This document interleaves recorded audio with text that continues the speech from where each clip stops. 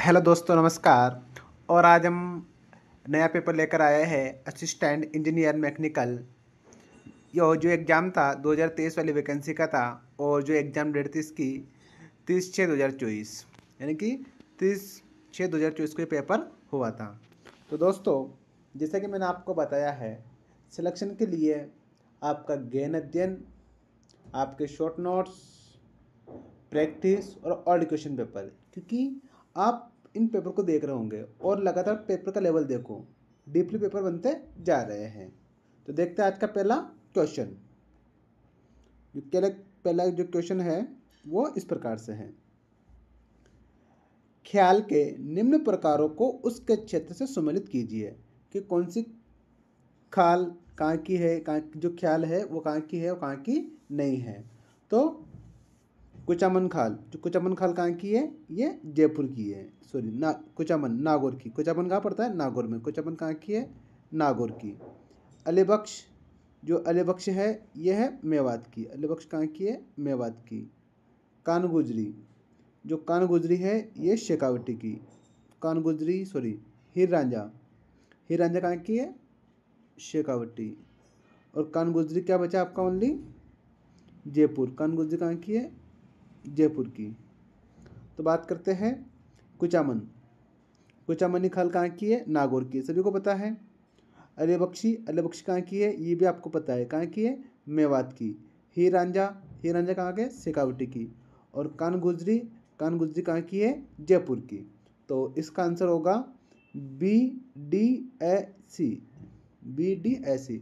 Kuchamani, Nagaur, Alibakhshi, Mewat, Heer Ranjha, Shekhawati, Kangujri, Jaipur.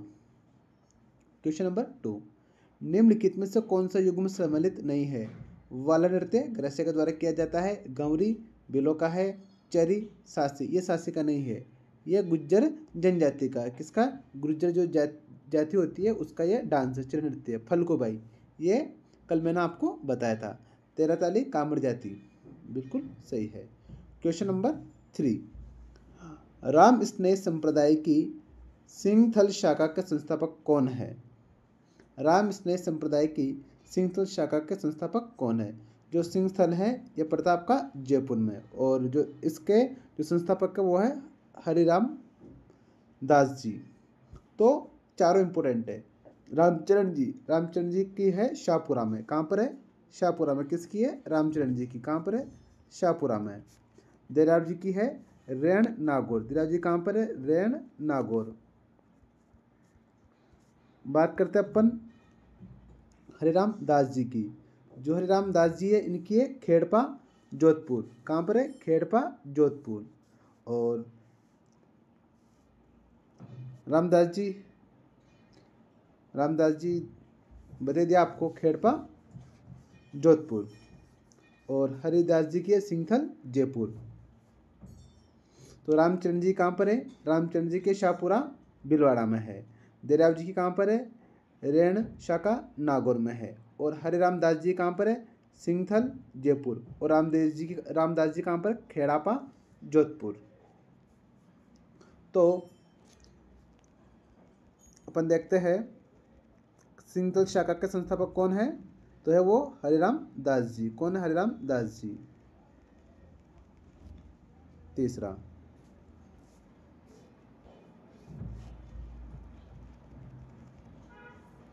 Question number 4। निम्नलिखित में से किस लोक देवता से चांदो जी, डेमा जी, हरमल जी, रायका और सोलंकी संबंधित थे? वो है पाबू जी। कौन है? पाबू जी। जो पाबू जी लोक देवता है ये पंचपीर में भी आते हैं। गोपाराम है, ठीक, आपको पता है, पंचपीर में आता है। और जिसमें से चांदो जी, डेमा जी, हरमल जी, रायका और सलजी सोलंकी संबंधित थे। किससे? पाबू जी से। Question number 5। निम्न में से किसने वर्ष 1896 में मारवाड़ी व्याकरण का प्रकाशन किया था? रामकरण आसोपा। किसने किया था? रामकरण आसोपा। इन्होंने मारवाड़ी व्याकरण का प्रकाशन किया था 1896 में। क्वेश्चन नंबर 6, मैसा का पठार किस जिले में है? मैसा का पठार आप लोग जानते हो, जो मैसा का पठार है यह आपके चित्तौड़गढ़ में। कहाँ पर है? चित्तौड़ जिले में। क्वेश्चन नंबर 7, निम्नलिखित में से कौन सी भू आकृतिक क्रम से दक्षिण पश्चिम अरावली, यानी कि दक्षिण पश्चिम अरावली की आपको चोटी बतानी है और उत्तर पूर्व अरावली की आपको चोटी बतानी है। तो बात करते हैं दक्षिण पश्चिम में। दक्षिण पश्चिम में है ऋषिकेश। ऋषिकेश है ये कहाँ पड़ती है? आपकी सिरोही में। कहाँ पड़ती है? सिरोही में। और बानगढ़, बानगढ़ कहाँ पड़ता है? अलवर में। बिल्कुल सही है, इसका आंसर होगा पहला। जो ऋषिकेश है इसकी जो ऊंचाई है 1017, कितनी है? 1017 मीटर ऊंची है। और बानगढ़ है अलवर प्रदेश की है 649 मीटर, 649 मीटर। ये कहाँ पर है? अलवर में है। बात करते हैं क्वेश्चन नंबर 8,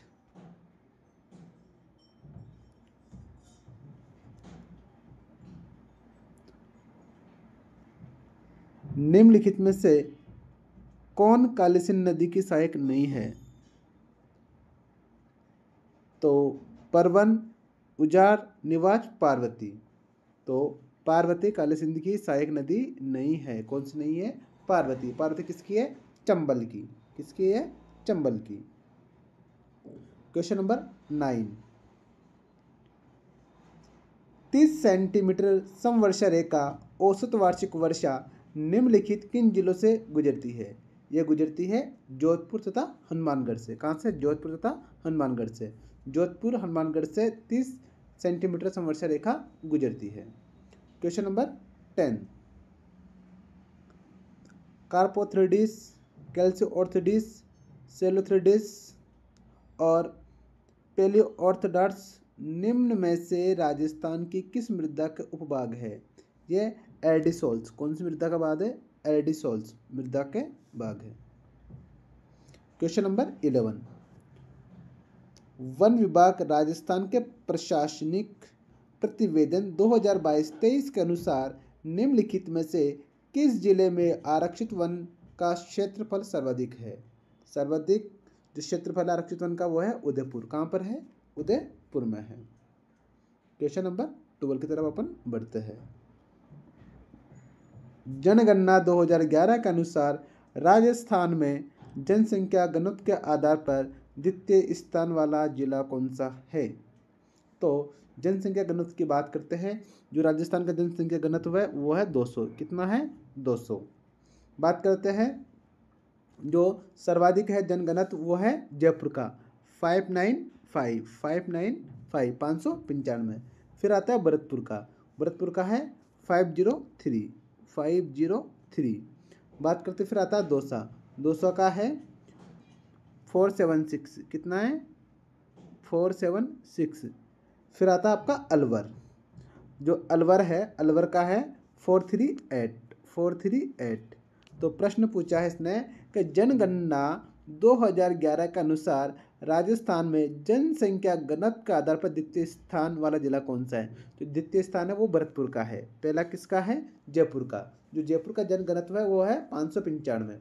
फिर आता है भरतपुर, भरतपुर का है 503। फिर तीसरे नंबर पर आता है दौसा, दौसा का 476। फिर आता है अलवर, अलवर का है 438। तो इसका आंसर क्या होगा? भरतपुर। क्वेश्चन नंबर 13, जनगणना 2011 के अनुसार राजस्थान में कौन से जिलों का युग्म साक्षरता दर में प्रथम व अंतिम है? सर्वाधिक साक्षरता दर किसकी है? कोटा की। ये कल मैंने आपको बताया था, किसकी है? कोटा की। और जालोर, और सबसे कम किसकी है? जालोर की। तो दोस्तों इसको अपन आसानी से याद रख सकते हैं, 4 5 6 7, 4 5 6 7, यानी कि 54% ये किसकी है? जालोर की। और 76% ये किसकी है? कोटा की। तो गिनती से भी आप याद सकते हो 4 5 6 7। तो 76 पॉइंट कुछ प्रतिशत ये किसकी है? कोटा की है। और सबसे कम किसकी है? जालोर की, वो है 54%। तो आप आसानी से याद रख सकते हो। सर्वाधिक साक्षरता किसकी है? कोटा की। कितनी है? 76%। और सबसे कम किसकी है? जालोर की साक्षरता 54%। क्वेश्चन नंबर 14 मिलान करना है। ऊर्जा के स्रोत और क्षेत्र। तो ऊर्जा के स्रोत और क्षेत्र, तो तापीय ऊर्जा कहाँ पर है? सूरतगढ़ में। कहाँ पर है? सूरतगढ़ में। सौर ऊर्जा आप जानते हो, ये बडला। कहाँ पर है? बडला। प्राकृतिक गैस बायतू कहाँ पर है? बायतू में। ये गलत लग गया थोड़ा सा। प्राकृतिक गैस कहाँ पर है? बायतू। और पवन ऊर्जा अमर सागर जैसलमेर, ये आपको पता है। जो 14 है, 14 का आंसर होगा 4। तापीय ऊर्जा सूरतगढ़, सौर ऊर्जा बडला, प्राकृतिक गैस बायतू, पवन ऊर्जा अमर सागर। क्वेश्चन नंबर 15 बहुत शानदार प्रश्न है, ध्यान से पढ़ना। निम्नलिखित में से किस कृषि वर्ष में राजस्थान में अकाल अभाव से, यानी कि अकाल है ही नहीं, अकाल अभाव से प्रभावित जिलों की संख्या अधिकतम थी? तो शानदार प्रश्न है। यहाँ पे लोग अकाल पढ़ लेते, पीछे का अभाव का नहीं पढ़ते। तो अकाल अभाव से प्रभावित जिलों की संख्या अधिकतम थी। किस जिले में सबसे कम ने का अकाल था ही नहीं, कुल मिलाकर अपन इसको कह सकते हैं। जो 15 है, 15 का आंसर होगा 2019-2020। क्वेश्चन नंबर 16 निम्नलिखित में से कौन सा सम्मिलित नहीं है? अब्रक, नटकीबेरी, टुनका सही है। पन्ना, गुमरा, गुरहा, बुबानी, मुहामी, ये भी सही है। गार्नेट, राजमहल, टोक में पड़ता है कुशलपुरा, ये भी सही है। लिथियम, जनकपुरा, गुजरवाड़ा नहीं है, यह आपका पड़ता है डेगाना नागौर में। कहाँ पड़ता है ये? डेगाना नागौर में लिथियम का भंडार मिला है, डेगाना नागौर। 17 निम्नलिखित में से किस जिले में राजस्थान के प्रमुख जिप्सम भंडार है? नागौर में, बिल्कुल सही है। क्वेश्चन नंबर 18 राजस्थान सरकार ने Rajasthan wind and hybrid energy policy कब लागू की गई है? राजस्थान सरकार ने Rajasthan wind and hybrid energy policy कब लागू की है? तो ये की है 18 दिसंबर 2019 को। Question number 19 Rajasthan spinning and weaving mills limited का संयंत्र स्थित है? कहाँ पर है ये? बांसवाड़ा मोरदी में। कहाँ पर है? बांसवाड़ा मोरदी में। क्वेश्चन नंबर 20 निम्नलिखित में से कौन सा रिको द्वारा विकसित एक एग्रो फूड पार्क नहीं है? रनपुर है, बोरनाड़ा है, उद्योग विहार है। कौन सा नहीं है? कमीनापुरा नहीं है। कौन सा नहीं है? कमीनापुरा नहीं है। बात करते हैं 21 निम्न राजस्थान साहित्य अकादमी पुरस्कार विजेता लेखकों 2023-24 वे उनकी पुस्तकों सम्मिलित कीजिए।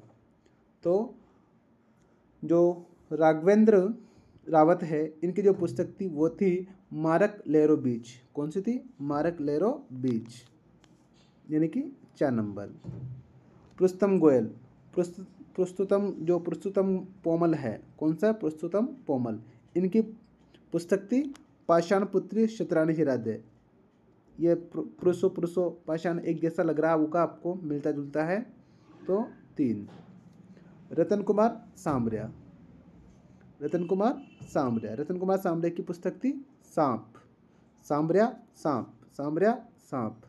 और बिलाल पठान की थी अब पेड़ फल बेचेंगे। अब जो पेड़ है वो क्या बेचेंगे? फल बेचेंगे। किसकी? बिलाल पठान की। 2 तो 4-3-1-2 दूसरा। तो राघवेंद्र रावत की पुस्तक आपको बता दी, पुरुषोत्तम पोमल की बता दी, रतन कुमार सामरे की बता दी, बिलाल पठान की आपको बता दी। क्वेश्चन नंबर 22 अंतर्राष्ट्रीय उत्त महोत्सव 2024 के संदर्भ में निम्नलिखित कथन पर विचार कीजिए। यह कार्यक्रम जैसलमेर में आयोजित किया गया। जो अंतर्राष्ट्रीय महोत्सव है ये जैसलमेर में नहीं, ये बीकानेर में। कहाँ पर क्या आयोजित किया जाता है? बीकानेर में। कहाँ पर किया जाता है ये? बीकानेर में।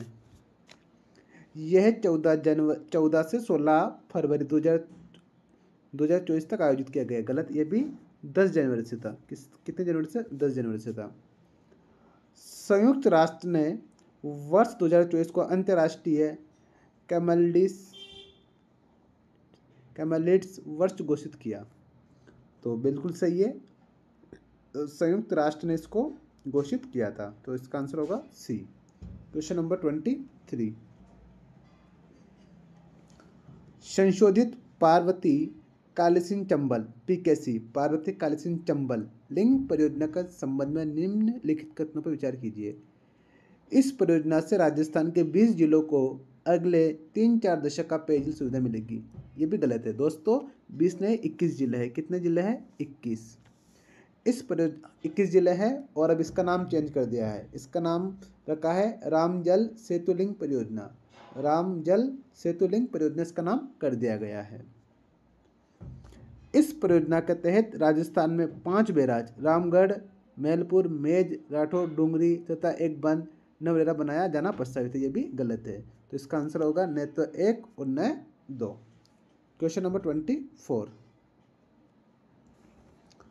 राजस्थान में पूर्व गठित मुख्यमंत्री राजस्थान आर्थिक सुधार सलाहकार परिषद के स्थान पर किस इंस्टीट्यूट काउंसिल का गठन किया गया है? यह प्रश्न लगातार आ रहा है और आगे एग्जाम में भी आएगा। तो जो पूर्व गठित मुख्यमंत्री राजस्थान आर्थिक सुधार सलाहकार परिषद के स्थान पर क्या बनाया गया है? Rajasthan institute for transformation and innovation. Rajasthan institute for transformation and innovation. Question number 25, अभ्यास टाइगर ट्राइम 24 का संदर्भ में निम्नलिखित कथनों पर विचार कीजिए। तो इसका आंसर होगा न तो 1 न 2। क्वेश्चन नंबर 26, अच्छा प्रश्न है। भारतीय नौसेना के प्रथम स्वतंत्रता मुख्यालय नौसेना भवन का उद्घाटन कब, कहाँ तथा किसके द्वारा किया गया? तो यह किया गया था 15 मार्च 2024 को दिल्ली में किया गया था रक्षा मंत्री राज सिंह के द्वारा। भारतीय नौसेना का प्रथम स्वतंत्र मुख्यालय का कहाँ पर? 15 मार्च 2024 दिल्ली, रक्षा मंत्री राज सिंह के द्वारा। क्वेश्चन नंबर 27, विश्व आर्द्रभूमि दिवस 2024 की थीम क्या थी? आर्द्रभूमि और मानव कल्याण। क्या थी? आर्द्रभूमि और मानव कल्याण। क्वेश्चन नंबर 28, भारत में नागरिकता संशोधन नियम 2024 किस तिथि से प्रवर्तित हुए थे? लागू हुआ था 11 मार्च 2024 से। नागरिकता संशोधन नियम 2024 कब से लागू हुआ है? 11 मार्च 2024 से। राजस्थान रिन्यूएबल एनर्जी पॉलिसी 2023 के अनुसार 2029-30 तक सौर, पवन व हाइब्रिड विद्युत परियोजनाओं का लक्ष्य क्या है? भाई, राजस्थान रिन्यूएबल एनर्जी पॉलिसी 2023 के अनुसार 2029-30 तक सौर, पवन व हाइब्रिड विद्युत परियोजना का लक्ष्य क्या है? यह 65,000 मेगावाट। कितनी करनी है? 65,000 मेगावाट लक्ष्य है। बाउंस ऑफ जॉय के संबंध में निम्नलिखित कथनों पर विचार कीजिए। यह नई शिक्षा नीति 2020 के अनुरूप राजस्थान के स्कूलों में नवीन शिक्षण, शास्त्रीय दृष्टिकोण और मूल्यांकन सुधारों के लिए स्कूल शिक्षा विभाग की एक पहल है। गलत। आवश्यकता अंतराल विश्लेषण का आधार पर पूरे राजस्थान से 100 विद्यालयों को इस कार्यक्रम में भाग लेने के लिए चुना गया है। बिल्कुल सही है। तो केवल 2। क्वेश्चन नंबर 31, पुरातत्वविद क्लाइकल ने निम्नलिखित में से किस स्थल से मां पाषाण कब्रों को खोजा है? कहाँ से खोजा? तो दौसा से। कहाँ से? दौसा से। अब लेटेस्ट इसके चलेंगे प्रश्न, जो सभ्यता से प्रश्न आएंगे वो आएंगे। मां पाषाण कब्रों को खोजा था किसने? क्लाइकल ने। कब? कहाँ पर? दौसा में।